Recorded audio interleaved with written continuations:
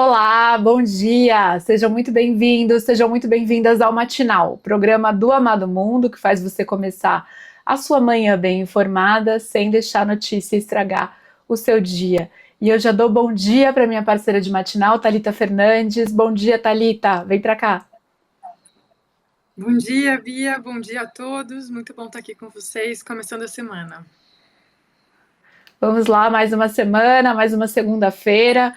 A gente traz hoje o novo cenário da disputa política de 2026. A pesquisa da Datafolha, divulgada no final de semana, mostra que a polarização entre Lula e Flávio Bolsonaro segue forte, os dois seguem no centro da disputa, mas Lula aparece aí tecnicamente empatado com nomes como Romeu Zema e Ronaldo Caiado também nos cenários de segundo turno.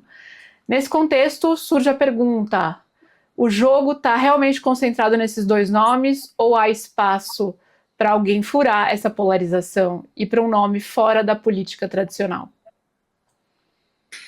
Bia, é justamente esse o ponto da nossa conversa com o nosso convidado. O Matinal recebe hoje um nome que não vem da política partidária, mas que decidiu entrar nesse debate. O convidado do dia é Augusto Cury, que é psiquiatra, escritor com milhões de livros vendidos no Brasil e no exterior, e ele ficou conhecido por trabalhos sobre saúde mental, comportamento e formação de líderes. Agora, ele se coloca como pré-candidato aí a presidência da República, prometendo furar essa bolha, essa polarização Lula-Bolsonaro, Lula-Flávio Bolsonaro. Vamos, antes da gente colocar o Augusto Cury aqui com a gente nessa conversa, vamos falar rapidinho então desses números da pesquisa que saiu no fim de semana, Thalita. A pesquisa Datafolha traz esse retrato, a fotografia atual do cenário político para as eleições desse ano, que segue polarizado, mas dá para falar que tem sinais de desgaste? Não sei ainda. Segue polarizado entre PT e anti-PT até o momento, no mínimo. No primeiro turno, os nomes mais conhecidos, Lula e Flávio, continuam na frente, com pouco espaço para os demais. Mas é no segundo turno, que é essa imagem que a gente está vendo na tela agora, que aparecem as principais mudanças. A pesquisa mostra que o presidente Lula perde vantagem em relação a outros nomes, já não tem mais uma folga tão clara. Então vamos lá, num segundo turno com Flávio Bolsonaro, Lula aparece com 45% das intenções de voto, Flávio Bolsonaro com 46%. Contra Romeu Zema, Lula tem uma vantagem maior, 45 versus 42. Mesmo número que se repete aí quando o adversário do presidente Lula é o Ronaldo Caiado, do PSD. Romeu Zema, do Novo, Flávio Bolsonaro, do PL. Mas tem mais um ponto aí que é relevante para quem faz análise política, que é a rejeição, né, Thalita? É isso, Bia. A pesquisa traz esse ponto importante. No final das contas, acho que isso está muito mais em jogo hoje em dia, é quem tem mais ou menos rejeição, que tem condição aí de fortalecer a candidatura. Como a gente vê nessa arte que está na nossa tela, o Lula aparece com uma rejeição de 48%, o Flávio Bolsonaro 46%, Romeu Zema 17% e Ronaldo Caiado 16%. Ou seja, o maior desafio até agora é de que esses candidatos consigam contornar essa rejeição que os eleitores têm apontado nessas pesquisas. Bom, enquanto esses nomes mais conhecidos seguem dominando essa disputa, surge a pré-candidatura do Augusto Cury, que a gente já mencionou aqui.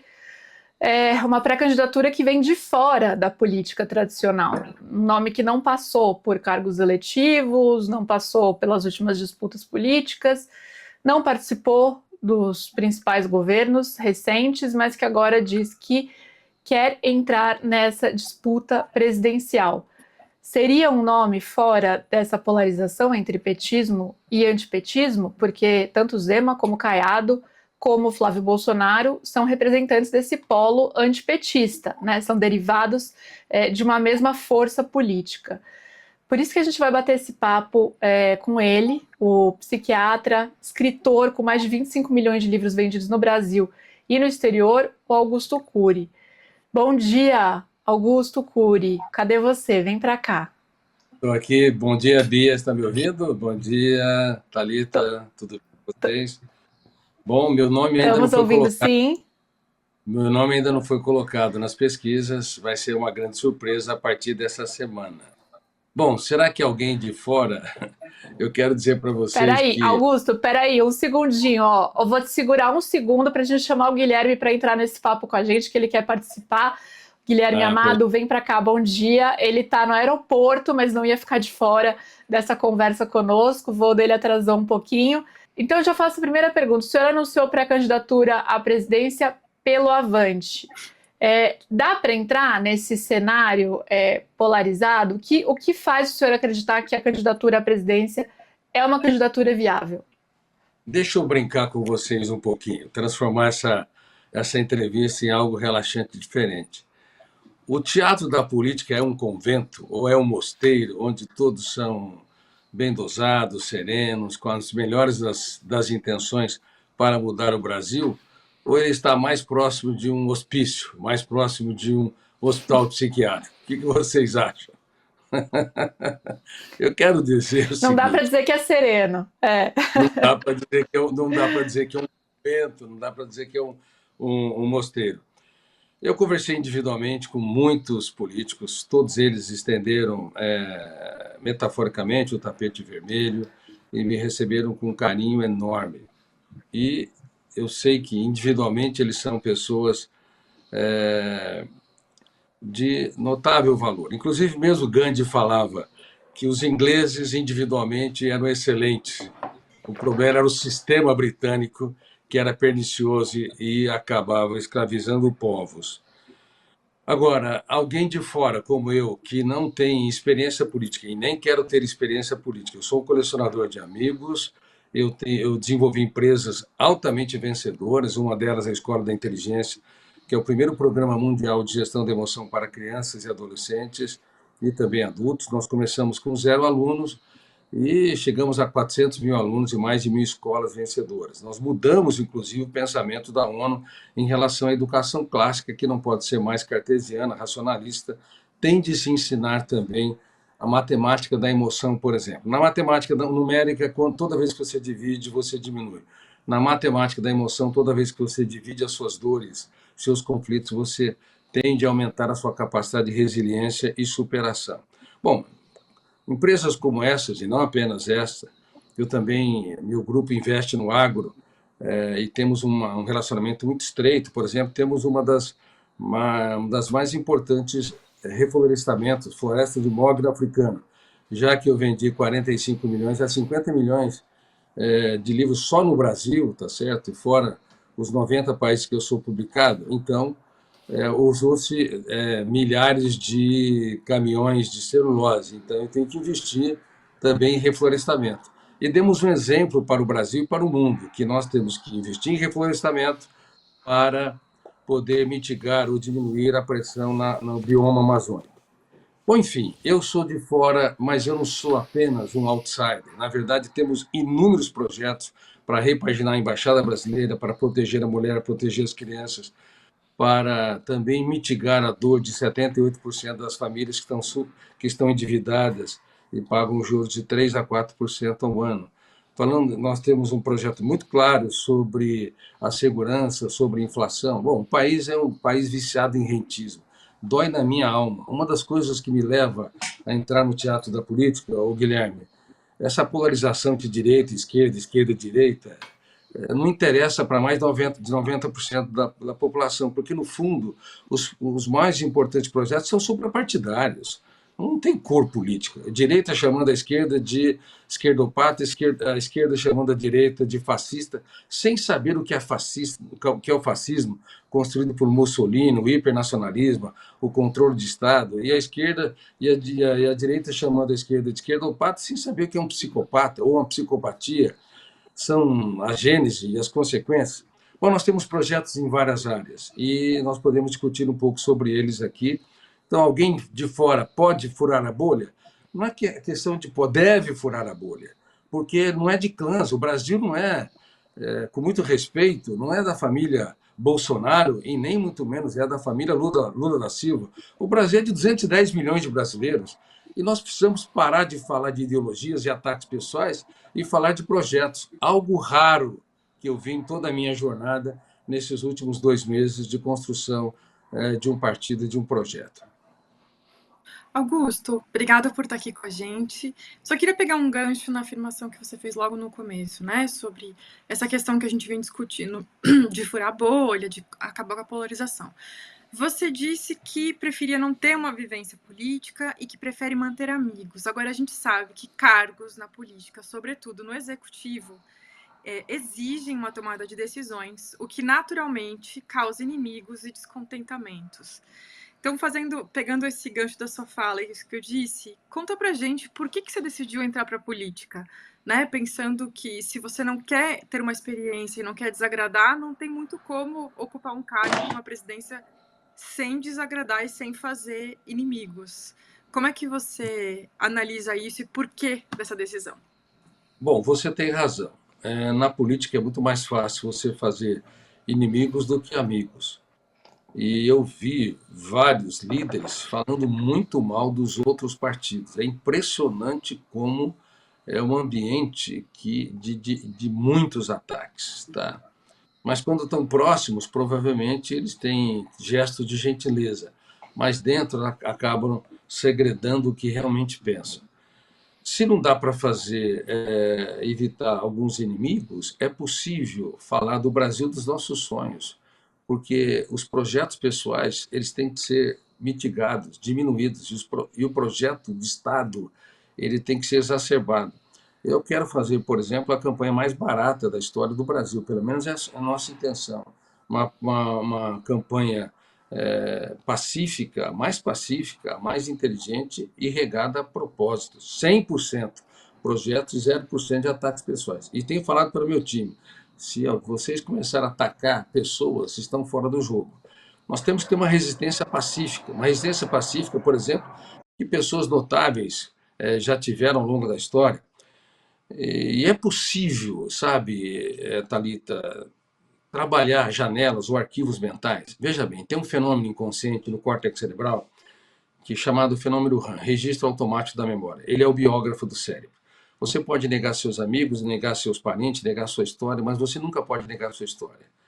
Porque a história é que define quem você é, a sua consciência existencial e a relação que você tem com o mundo. Então, esse registro é automático e involuntário. Se nós estimularmos as pessoas a ter empatia, se colocar no lugar do outro, a perceber que é muito mais importante ter um caso de amor com a sociedade brasileira do que a seu partido e a sua ideologia, que em breve nós saímos do útero social para o útero da terra, ou seja, fecharemos os nossos olhos para a vida. Se as pessoas entenderem a brevidade da existência, elas vão diminuindo as armas. Eu sempre fiz isso, tá? E vão se registrando arquivos mentais que vão diminuindo o nível de agressividade. E as pessoas que se aproximam de nós, especificamente aproximam de mim, vai aprendendo a perceber que é um novo jeito de formar líderes. Eu treino líderes de alta performance, baseado em gestão da emoção, inclusive executivos, para que eles entendam que nós temos que mudar a era do apontamento de falhas para a era da celebração dos acertos. Ou seja, aprender a elogiar muito mais do que criticar. E quando criticar, exaltar quem erra para depois falar sobre o erro. Eu falei para vários políticos sobre isso e eles ficaram, puxa, eu vou aplicar isso na política, porque eu sempre faço inimigos, eu detono, eu critico, elevo o tom de voz. Então, se eu elogiar primeiro quem erra para depois falar do erro, vários líderes que vocês conhecem, nem vou citar nome, me disseram, eu sou teu aluno agora, eu vou aplicar isso. Que é o que nós fazemos. E pais que são apontadores de falhas estão aptos para conviver com máquinas e consertar máquinas. Filho, você é importante, você é inteligente, agora pense no seu erro. São técnicas que desarmam o instinto animalesco do ser humano e o levam a se tornar mais generoso, altruísta e solidário. Então essa é a política que eu quero fazer, uma política inteligente. Sim, vai haver estresse, vai haver conflitos, claro, mas eu sou especialista em solução pacífica de conflitos. Eu tenho um livro sobre isso, inclusive com alguns amigos. Eu mentoro vários grandes juristas, como Luiz Felipe Salomão, como o Dr. Kazuo Watanabe, como inúmeros outros juristas, para mostrar que o Brasil não pode ser um país judicialista, 86 milhões de processos para menos de 20 mil juízes, e de vez em quando os juízes entram em colapso e me ligam, olha, Curi, você precisa nos ajudar. Eu, com uma certa frequência, sempre dei treinamento para a Associação de Magistrados do Brasil, para o Ministério Público, inclusive também algumas vezes para a Polícia Federal. E tudo gratuitamente, hein? É bom que se diga. Olá, primeiro desculpe novamente aí pelo aeroporto, mas eu não queria perder o gosto de estar aqui nessa conversa com você. Sua primeira entrevista desde o anúncio da candidatura em vídeo. Obrigado pela deferência aqui com a Amado Mundo. Para a gente é um prazer te receber. Para mim Augusto, é a uma gente honra. teve experiências. Muito obrigado. A gente teve experiências muito traumáticas como brasileiros nos últimos anos com outsiders da política, né? Eu estou aqui no Rio de Janeiro, no Santos Dumont, uma cidade que sofreu uma administração que era de um político que já estava há um tempo na política, mas que na sua essência vinha ali da escola como pastor e cantor gospel, que era o Marcelo Crivella. Nacionalmente tivemos o Jair Bolsonaro, né, para ficar nesses dois exemplos apenas. E tem outsiders da direita, da esquerda, e tem outsiders, claro, que vão bem. Né? A própria gestão do João Dória sofreu críticas na prefeitura, mas no governo do estado houve elogios, foi muito firme na pandemia, por exemplo. Você, como outsider, né, que é alguém que tem uma experiência como empresário, como você colocou, como intelectual, mas que nesse métier da política é um novato. Você não tem receio de, logo no primeiro desafio, comandar um país complicado como o Brasil? Você se sente pronto? Olha, obrigado, Guilherme, pela sua pergunta e também pela análise histórica de outros outsiders que apareceram. Eu não sou uma ave exótica na fauna da política. Tá? Eu sempre lidei e conversei com líderes políticos. E, como eu disse, eu sempre treinei líderes de alta performance. Um líder de alta performance tem de entender que as principais decisões humanas elas são importantes e devem ser produzidas com coragem. Um líder de alta performance tem que entender que sonho sem disciplina produz pessoas frustradas e disciplina sem sonhos produz pessoas autômatas que obedecem a ordens. Um líder de alta performance tem de aprender a ser um garimpeiro de ouro. Vocês estão me ouvindo? Vocês estão me ouvindo? Estamos, Ah, tá, porque desapareceu. estamos. Pode seguir. Estamos ouvindo. Então, um líder de alta performance é um garimpeiro de ouro. Um garimpeiro de ouro, ele não cria o ouro, ele remove as pedras. E por incrível que pareça, Guilherme, Thalita e Bia, eu não sou da política, mas em 1 mês e meio, 2 meses, eu conversei com quase todos os grandes líderes políticos, presidentes de partidos. E todos eles me ouviam com muito entusiasmo, todas essas ideias, e alguns deles falaram: eu estou sentindo um aluno diante de alguém que está defendendo uma tese de PhD. Porque eu leio o Brasil, estudo o Brasil, Guilherme, há mais de 20 anos, profundamente. Por exemplo, você sabe quantos jovens que nem trabalham nem estudam no Brasil? Tem ideia, Bia ou Thalita? São quase 8 milhões de jovens que nem trabalham nem estudam. No Japão, 1 milhão de pessoas estão como zumbi emocionais, não saem de casa para nada.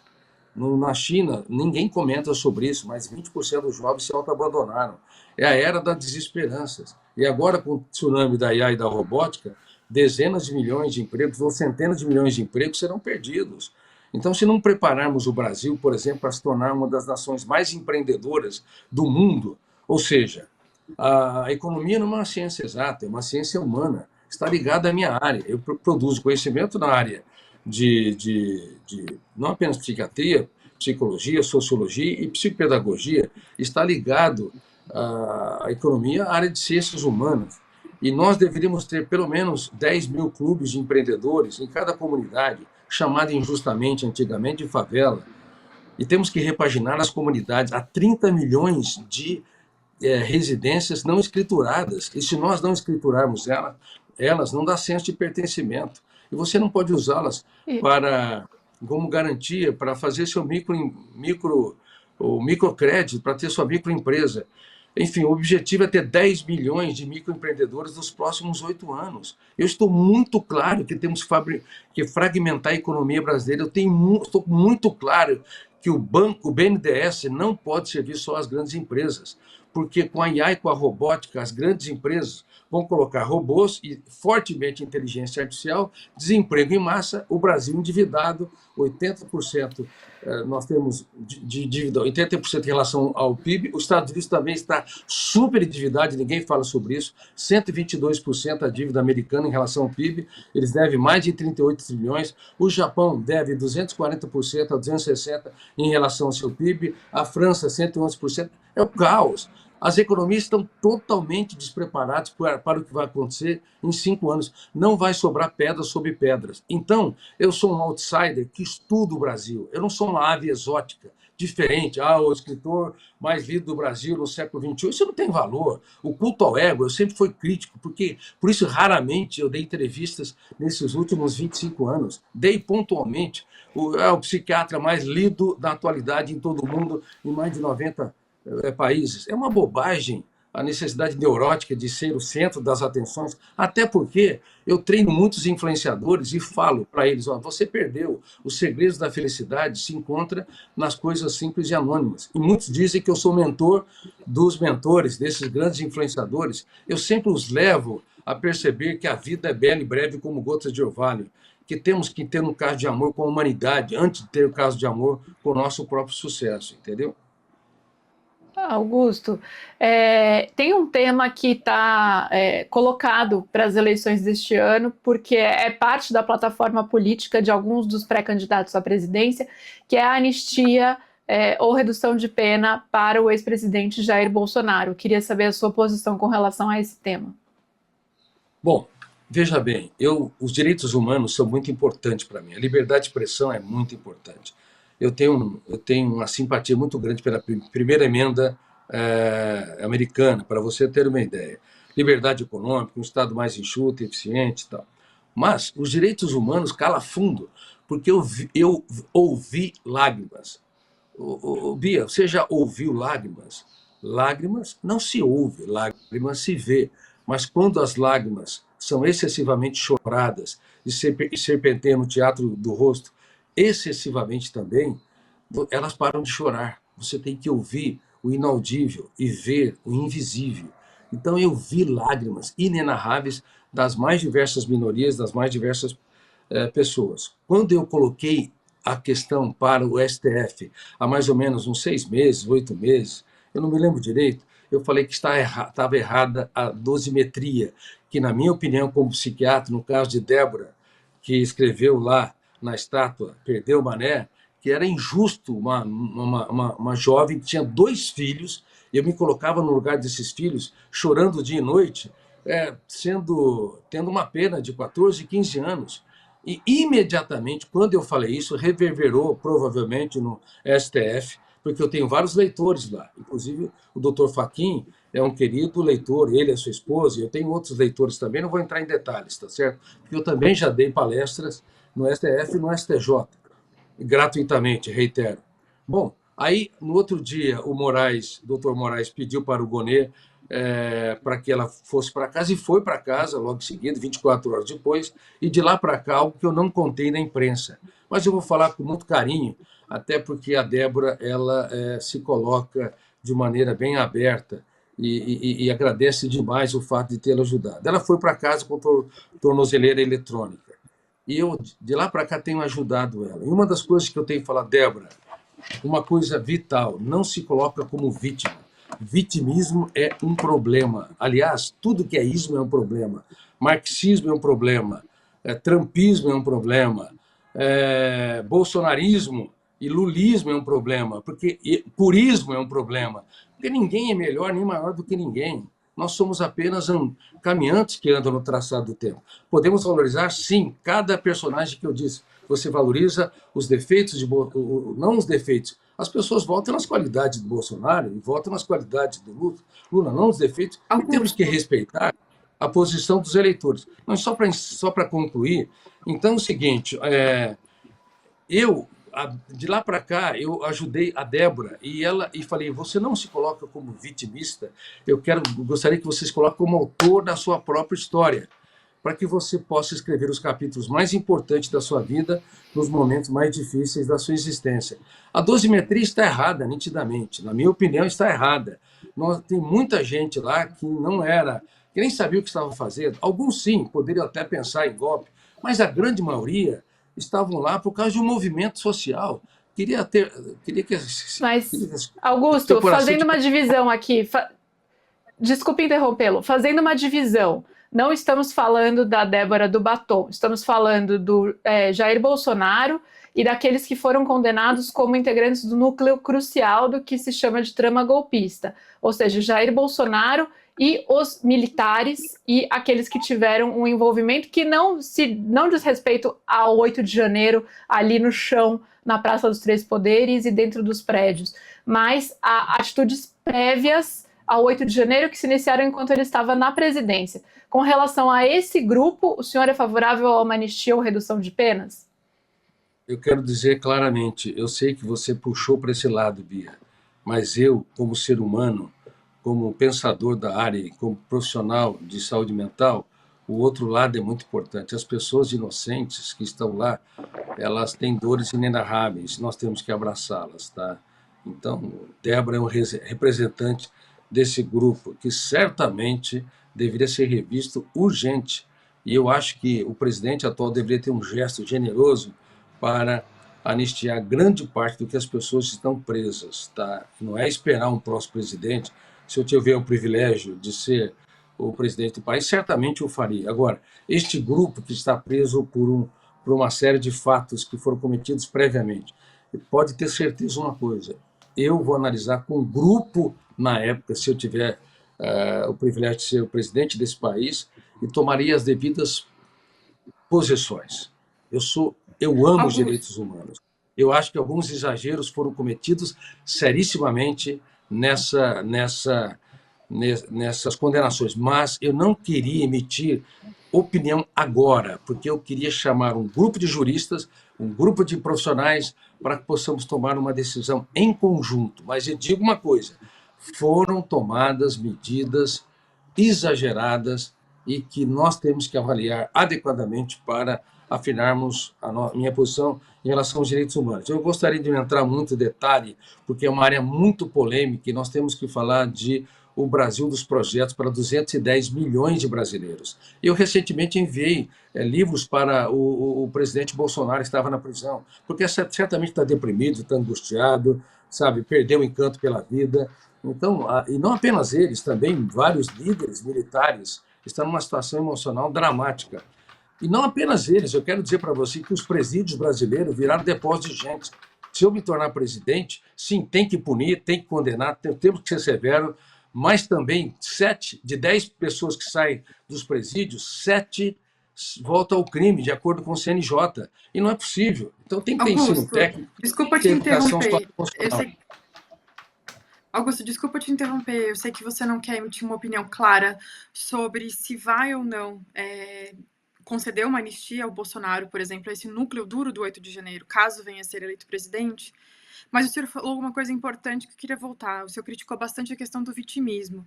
E uma das críticas muito claras que têm sido feitas ao presidente Bolsonaro é por ele ter se colocado numa posição vitimista, inclusive por ex-aliados, muitas vezes. Ele que sempre se colocou, né, politicamente como uma pessoa invencível, bastante forte, e agora ele tem usado a questão de saúde justamente para flexibilizar a prisão, o regime de prisão fechado. Como é que o senhor vê isso? O senhor acha que isso não fica contraditório em relação a ele? O senhor falou sobre ter mandado um livro, sobre a situação dele, mas o senhor falou de vitimismo, eu queria te ouvir melhor sobre o Bolsonaro está sendo vitimista ou não nessa posição que ele tem adotado desde que foi preso? Não, ele não está sendo vitimista, falando agora claramente como médico, e o médico estuda profundamente a mente humana, tá certo? Com muita humildade, eu tenho um MBA na minha teoria, na minha produção de conhecimento, 2 pós atualmente nas principais universidades. Então, vou falar com profundidade.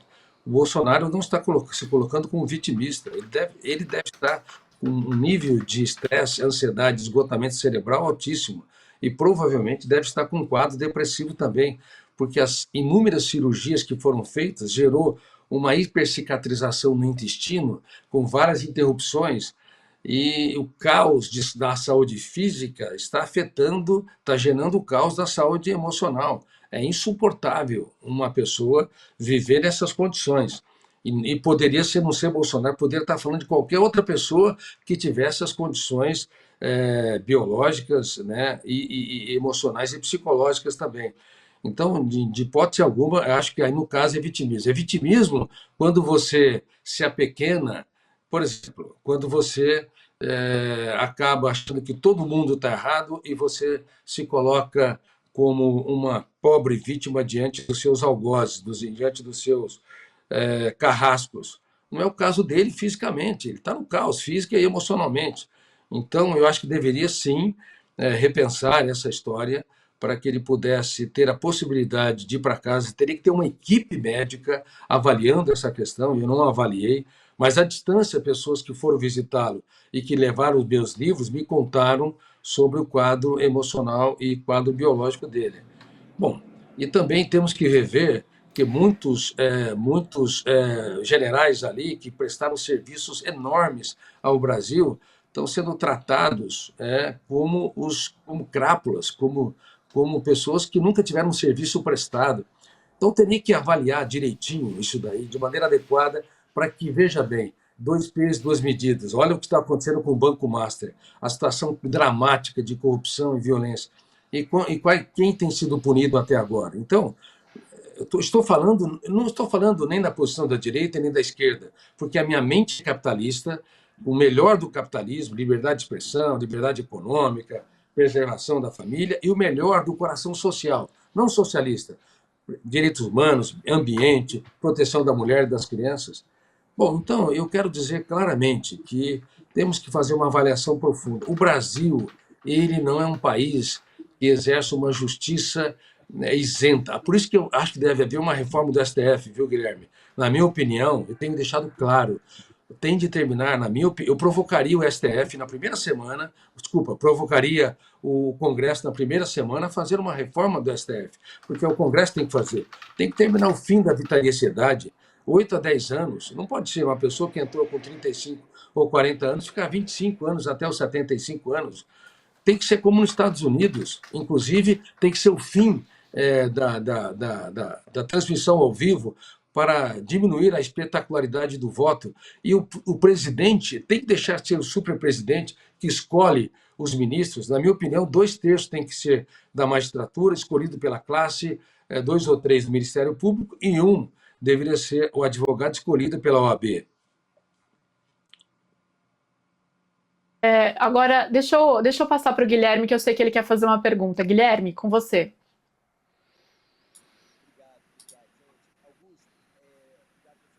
Eu não estou ouvindo o Guilherme.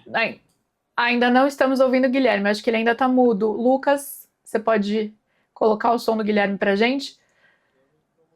A gente está diminuindo o áudio do Guilherme, só para explicar para quem está nos acompanhando, porque como está muito ruído lá no aeroporto, a gente coloca o áudio dele só na hora que ele vai entrar para perguntar. Então, vamos ver se agora foi. Guilherme, por favor. Vamos ver. Vocês me escutam agora? Pode aumentar um pouquinho mais, Lucas. Escutamos, sim. Pode falar. Pode falar. Tá bom. Obrigado, gente. Augusto, obrigado pelas respostas. Eu queria voltar ao tema do Jair Bolsonaro, e não é para parecer que é uma entrevista sobre ele, ou que a gente fica indo e voltando a ele. Mas é porque eu acho que essa eleição, mesmo para quem se propõe a curar essa polarização boba que existe, concordo muito com você, essa eleição é muito sobre um antilulismo e um antibolsonarismo, né? Há um cansaço grande na sociedade da figura do Lula, as pesquisas mostram isso, e há uma rejeição alta ao Bolsonaro, e que a candidatura do Flávio personifica, né? O próprio Flávio já disse que se ganhar, ele toma posse com o pai sobe a rampa com ele. Eu queria te perguntar, qual a sua opinião sobre o governo do Bolsonaro? O que você achou sobre aqueles 4 anos? Naquele momento, você era um antibolsonarista também? Você votou no Bolsonaro em 18 e 22? Você sabe, Guilherme, com muito respeito, realmente até as entrevistas estão sendo sequestradas por esse antibolsonarismo e antipetismo. E o Brasil se prendeu numa armadilha cruel. Eu poderia falar do feminicídio, que atinge 1.560 mulheres. Eu podia falar que as embaixadas brasileiras viverão uma era de ouro se eu tivesse o privilégio de sentar na cadeira de presidente, porque as embaixadas têm que ser repaginadas para vender o Brasil como supermercado do mundo e não como fazenda do mundo. Eu podia falar para você que as universidades brasileiras, elas formam 15 vezes menos mestres que os membros da Organização para a Cooperação e Desenvolvimento Econômico. E ninguém fala sobre isso, não há político que fala sobre isso. E 3 vezes menos doutores. E a quantidade de patentes que nós temos é pífia. E há pesquisadores que venderam essa patente de maneira irregular, porque produziu dentro da universidade pública, está preso. E deveria ser premiado quem produz conhecimento, patentes e possa ter um lugar ao sol. Então, Guilherme, eu sei que você é uma mente brilhante. Todo mundo me falou que você é um jornalista fora da curva. Eu gostaria, Guilherme, de entrar pouco nessa seara. O antipetismo e o antilulismo está errado. Não são dois clãs. Na minha opinião, tem 210 milhões de brasileiros. Tem 75 a 78% das famílias endividadas. Não é possível nós termos essa eleição ser dita pela rejeição a Flávio Bolsonaro e rejeição a Lula. Não é possível. Como é que fica a dor? Por exemplo, o semiárido brasileiro tem 12 a 15%. Eu estudo profundamente o semiárido brasileiro e pedi para um amigo meu, que é ex-presidente da Abra Frutas, nós temos que revolucionar o semiárido. 12 a 15%. Temos que trazer Israel para perto. A China, que tem a melhor tecnologia para microprodutores e também fundos, o Fundo Abu Dhabi, o Fundo da Arábia Saudita, para trazer bilhões, centenas de bilhões de dólares para transformar isso num jardim, resgatar de maneira concreta o semiárido brasileiro. Agora, eu sei que todos estão ali, Lula, Bolsonaro, Bolsonaro e Lula. Eu acho uma falta de respeito com os brasileiros, porque não era assim há 15 a 20 anos. Não era assim, você sabe disso. Esse radicalismo, ele foi plantado e foi encorpado de maneira cruel. E eu falei para o Eduardo Leite, entre os vários que eu falei, olha, e ele ficou impressionado, Eduardo, o radicalismo não é fruto só do Brasil, é um problema mundial. Número 1, intoxicação digital. Gera um nível de dependência semelhante à cocaína, o digital, porque mexe com o ciclo da dopamina e da serotonina. Número 2, o excesso de informação. Uma criança de 7 anos de idade tem mais informações que John Kennedy, quando dirigiu o mundo no auge da Guerra Fria, dirigiu Estados Unidos. Número 3, o senso de urgência. Olha, vocês jornalista, cada vez mais atividade, cada vez menos tempo, são compradores de tempo, sofre pelo futuro, cobra demais de si. É o colapso mental do ser humano na modernidade. E tudo isso abaixa o limiar para suportar frustrações e gera o radicalismo na França, gera o radicalismo na Alemanha, gera o radicalismo na Hungria, gera também nos Estados Unidos. É uma espécie que está doente, por isso minha tese não é só fazer o Brasil de novo. Obrigado. Eu estava pedindo para abrirem meu áudio. Aqui enquanto você estava falando. Queria primeiro agradecer ao elogio, fico lisonjeado. Aí você falou do desrespeito. Essa pergunta que eu te fiz, eu fiz um preâmbulo para dizer que não tinha a ver com a polarização boboca, errada, que eu concordo com você que atrasa o Brasil, porque ela tem a ver com respeito, completamente a ver com respeito com as 700 mil pessoas que morreram, no Brasil. Essas pessoas, já há estudos que mostram isso, pelo menos metade delas, há estudos que já falam, metade delas podem ter morrido devido à decisão do Jair Bolsonaro de guiar o país no sentido do vírus e contra o combate. Então, quando a gente fala e pede a qualquer candidato, ao Ronaldo Caiado, já entrevistei ele, ao Romeu Zema, entrevistamos ele também, a gente pede um posicionamento claro, sobre o que acha de Jair Bolsonaro, se reduziria a pena dele, se acha que ele foi um bom presidente, se votou ou não votou nele, se foi um antibolsonarista ou não, a gente tem, ao fazer essa pergunta, o objetivo de saber se esse candidato é um democrata, se esse candidato é uma pessoa que tem respeito com essas 700 mil pessoas que morreram, se esse candidato é um candidato que vai defender a Amazônia, se esse candidato é um candidato que se preocupa com a educação de brasileiros, porque o ministro da Educação do Bolsonaro era uma piada, era o Abraham Weintraub, vamos lembrar disso. Então, voltando à minha pergunta, queria pedir mais uma vez, é claro, você tem todo o direito de não querer responder, mas entre Bolsonaro e Lula em 22, entre Bolsonaro e Haddad em 18, em quem que você votou? Você foi um antibolsonarista durante o governo Bolsonaro? Eu estava ausente do país na época dessa votação. E número 2, a vacina é vital. Eu não apenas sou, como médico, sou adepto à vacina, desde Pasteur, a humanidade passou por uma revolução, porque não se podia reunir em grupo de 100, 200, porque as viroses eram um problema gravíssimo. Uma das maiores conquistas da humanidade são as vacinas.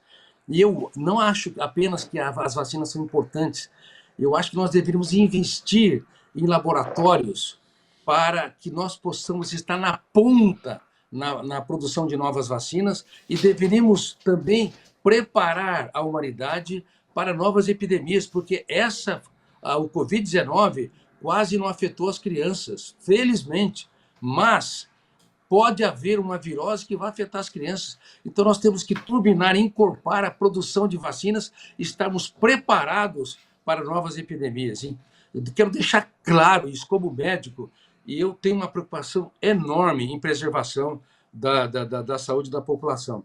A educação tem, para mim, os professores são cozinheiros do conhecimento que preparam o alimento para uma plateia que não tem apetite. A educação, ela precisa ser repaginada, não é agora, na época do Jair Bolsonaro, há décadas. Ela é cartesiana, ela é racionalista, ela não provoca a arte de perguntar. O professor expõe a matéria e, quando alguém pergunta, tem risadas subliminares, gerando um bullying passivo que ninguém comenta no mundo todo. E você sabia que a criança entra desinibida na escola? Depois de alguns anos, 75% desenvolve glossofobia. Lucas, coloca o Guilherme de novo, que eu acho que o Guilherme quer fazer uma observação. A gente está tendo que fazer essa concatenação aqui por causa do áudio. Não, obrigado. Assim, eu fico feliz de saber do seu posicionamento sobre a vacina. E acho que a gente pode avançar com a próxima pergunta. Vou passar para a Bia, porque eu entendo e respeito que você não quer dizer se em 18 e 22 você votou ou não no Bolsonaro. Você estava fora do país nas duas vezes. E mais importante do que ter votado, você foi um anti-bolsonarista ou não? Estou te dando mais uma vez aqui a oportunidade.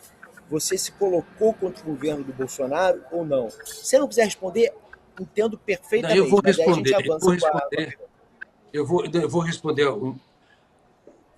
Guilherme, as pessoas votaram em Lula não pelos defeitos, pelas qualidades. Número 1, ele tem uma preocupação com o social.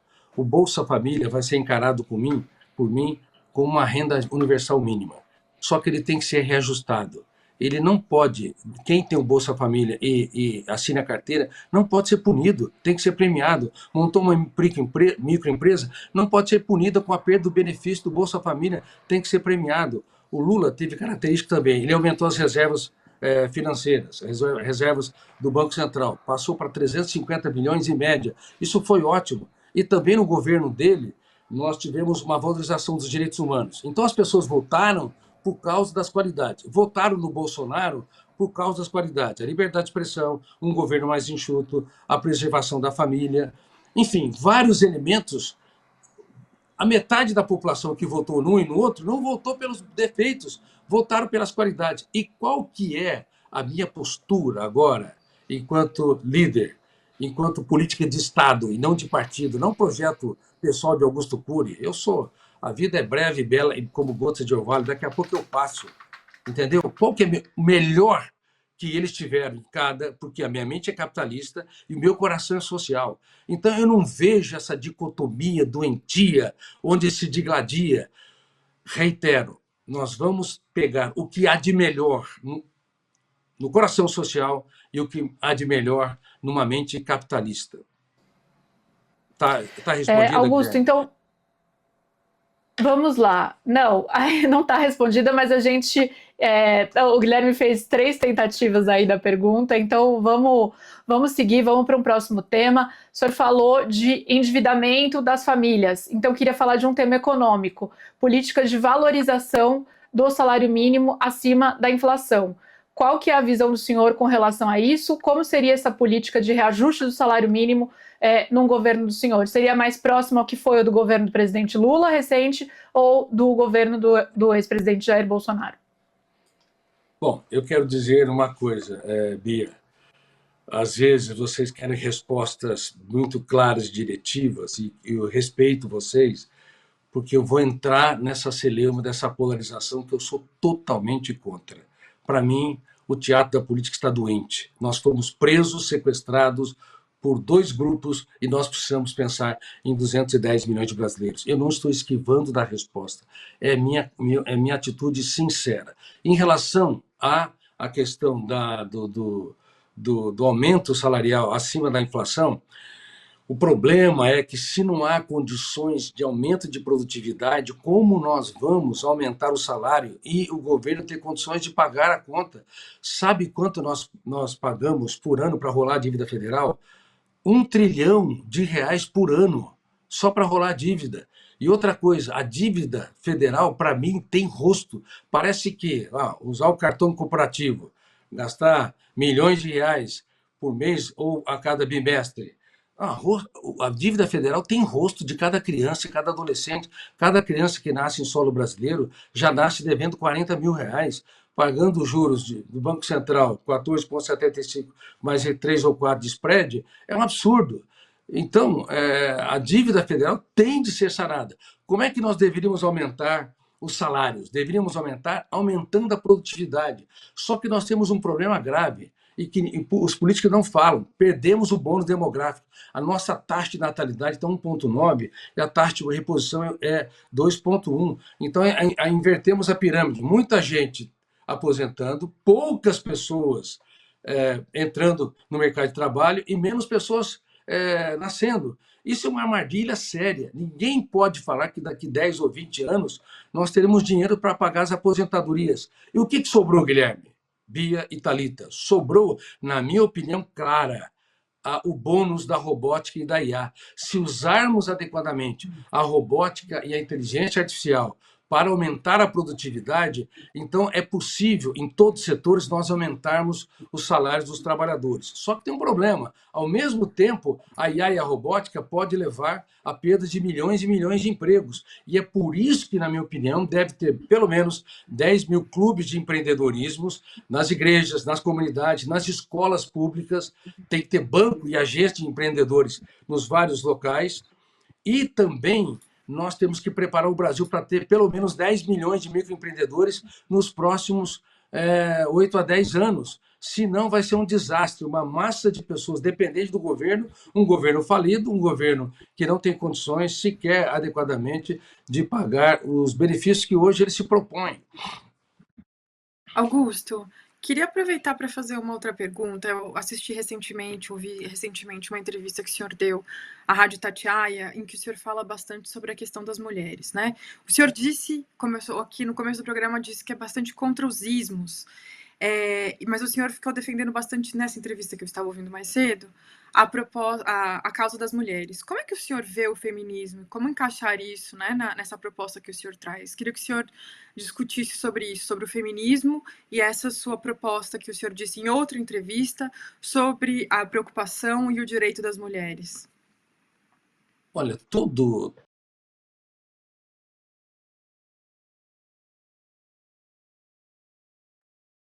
dono do direito. Vocês estão me vendo? Estão me vendo? Estão me vendo? Ouvindo? Estamos ouvindo. Aqui entrou uma ligação, desculpa aqui. Bom, as mulheres foram vilipendiadas ao longo da história. Elas foram queimadas, elas foram apedrejadas, elas foram silenciadas. E no século passado, lhes deram o direito de trabalharem, votarem, estudarem. deram com uma mão e tiraram com outra, porque colocaram modelos magérrimas, esquálidas, desnutridas e doentes pelos padrões da medicina para vender produtos e serviços. E quando uma mulher vende um celular com um corpo magérrimo, ou um perfume, ou uma roupa, não entra no arquivo mental apenas o produto, entra também o corpo da mulher e gera uma mensagem subliminar e um padrão tirânico de beleza. Estatísticas dizem que 3% só das mulheres se veem belas. É um desastre. E é um aumento de 27% a 29% de incremento anual de automutilação. E não se automutila, as jovens não se automutilam, não se ferem, porque são masoquistas.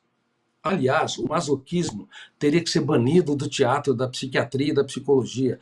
Se fere fisicamente para tentar neutralizar uma dor maior, uma dor chamada dor emocional, dor da angústia, dor da baixa autoestima e da autoimagem fragmentada. Agora, ninguém fala sobre isso.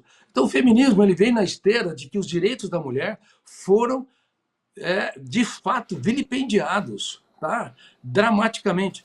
E, claro, que se comete excessos. Toda vez que você tem um movimento que luta pelos direitos, você comete excessos. O que você tem que fazer é apenas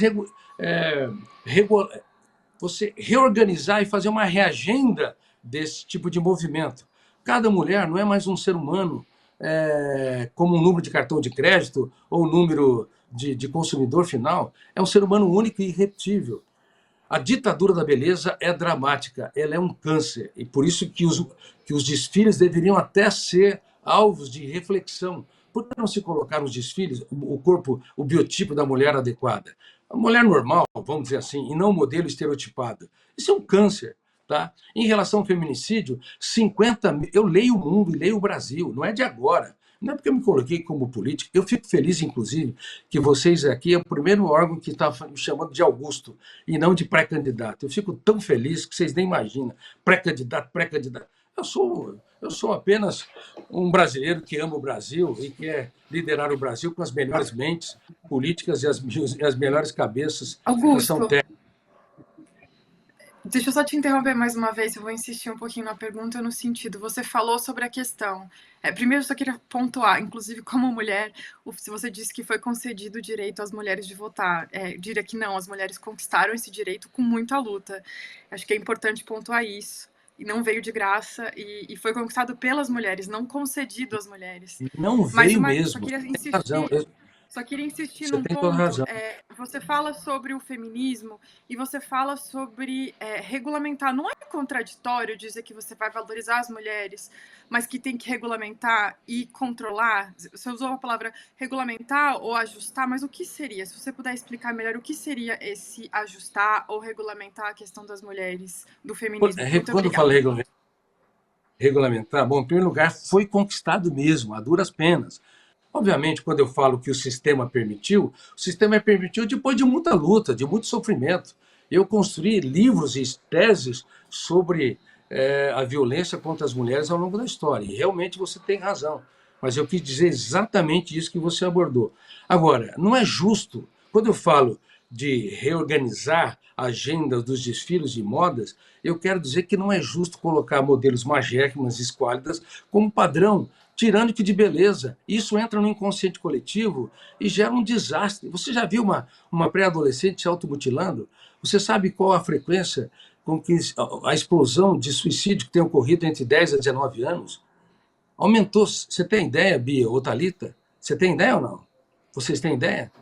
Mas como presidente, qual é essa é uma abordagem que o senhor está trazendo como um especialista na psiquiatria? Agora eu queria saber, como presidente, qual, né, se eleito, qual seria a política do senhor com relação a temas da pauta feminista e esse debate com as feministas do Congresso? Bom, eu estou falando em relação agora a o que tem ocorrido e que tem sequestrado a emoção. Como estadista, eu acho que os desfiles de modas precisariam contemplar também o corpo, o biotipo normal das mulheres, para não haver um problema gravíssimo que aumenta o índice de suicídio e automutilação.